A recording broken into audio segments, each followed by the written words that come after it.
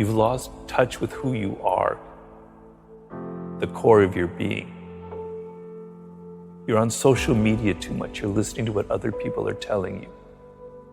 You got to listen to yourself. You got to cut all that shit out. You have to look at the things that you love and the things that you hate. So what you don't like is very instructive to you, right? You're looking at things that are very powerful inside of you, that are emotional. They're not intellectual. They're feelings, they're emotions. They're visceral things that you connect to. I've always followed the laws of power, which is change things up, enter action with boldness. Don't be afraid to do things differently. Adapt your strategy to the circumstance. It's never too late. The earlier you figure it out, the better off you are. But it can happen later in life. Now, I figured out at an early age that I wanted to write. I didn't know what I wanted to write, but I loved words and I loved writing. And if I didn't have that connection when I was 8 years old, all the way into high school and college, I would have been a lost soul. And I empathize with a lot of people who don't have that feeling when they're 8 or 18 or in their 20s. But I've tried to tell people everybody has it. You're just not listening to yourself. You've lost touch with who you are. There are 5 forms of intelligence. We normally associate intelligence with intellectuals, with Noam Chomsky, with Albert Einstein. No, intelligence comes in all forms. Working with your hands is a form of intelligence. A carpenter has a high form of intelligence. People who are sports, who athletically use their body, that's another form of intelligence. There's music, there's math, there's language. You have one of these frames of mind. By the way your brain is wired, you are inclined towards one of them. Figure that out. You got to be a bit bold. You have to embrace what makes you different. It takes time. To do anything in life takes time and hours and patience and work. So I like to tell people to go back to their earliest childhood memories of things that really excited them before they got mixed up with parents, teachers, and all that, other people telling them stuff, you know? You gotta cut all that shit out.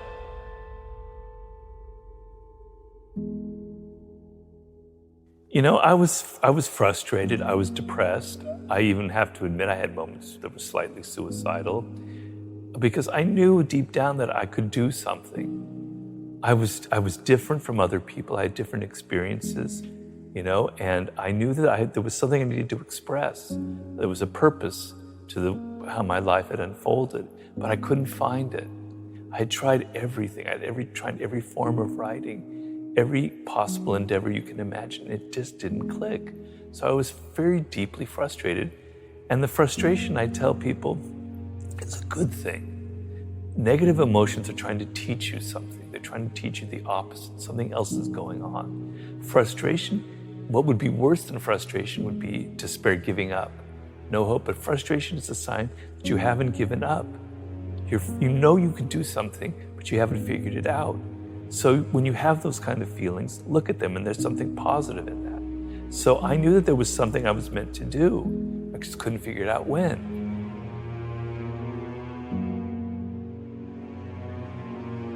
It's easy for me, a boomer, I have to admit that, to preach to you when you have gone through we've gone through a pandemic, what looks like to be a recession, and then if you're a millennial, you went through the crash in 2008. It's easy for me to preach. You're dealing with really difficult circumstances.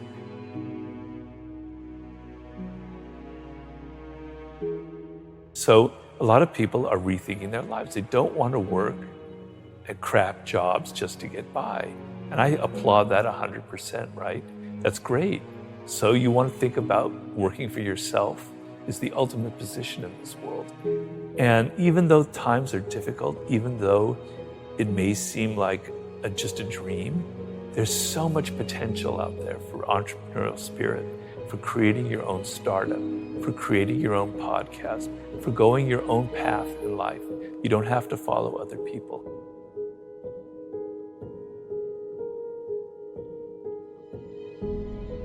It's not like it was when I was growing up. There were things that were better back then, but there are things that were a lot worse, right? You have so many more options. It's just that you're not going to reach them. You're not going to be happy in this short time that you have to be alive unless you take it seriously and still have some fun and adventure and excitement. You got to listen to yourself. You have to embrace what makes you different. Just don't listen to your parents go, I got to be making $100,000 when I'm 23 and go to law school and do all this stuff. You're going to burn out. So kind of understand I guess the main thing I would say is know who you are, know what you're deep down in your core, what you love, what you hate, and what you were destined to create in this world. That's like the most important process you can go through.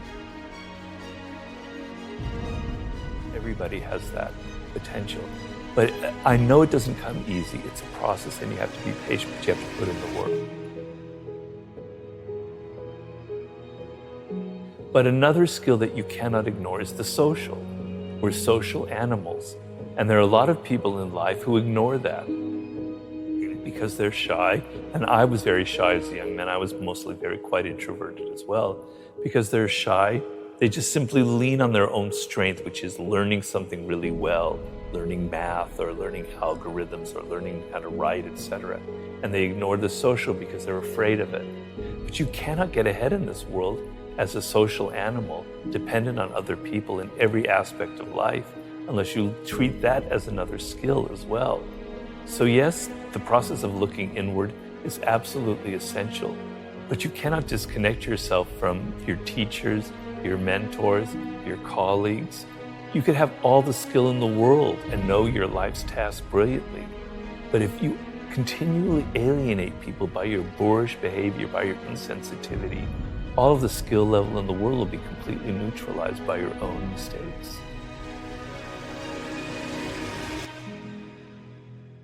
I didn't listen to other people.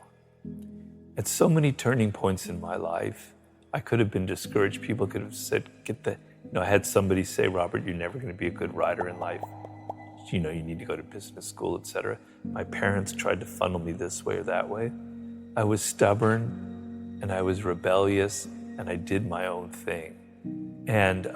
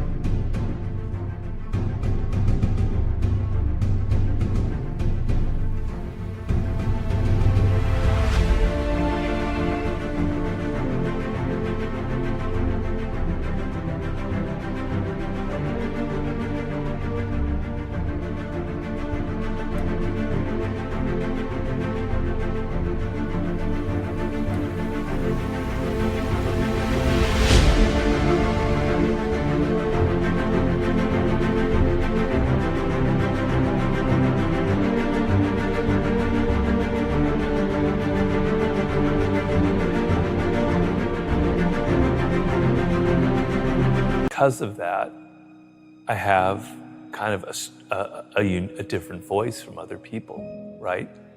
And when I look at books out there, I'm searching for that voice of somebody who's different, who has something different to say, who speaks in a different tone of voice, that has their blood and their personality in their writing. And I don't find it often, but when I do, it's a great thing. And so, to me, success in life is kind of being who you are. There's a famous expression of the great ancient Greek poet Pindar about become who you are. It's a process of becoming who you actually are and realizing what it is. So we talked about my weirdness earlier on, and following that has allowed me to craft my own message, which is basically about opening your eyes up to the reality of the world and to what people are like. But I'm not able to do that unless I had ignored what other people tried to foist on me earlier on in life. It's never too late.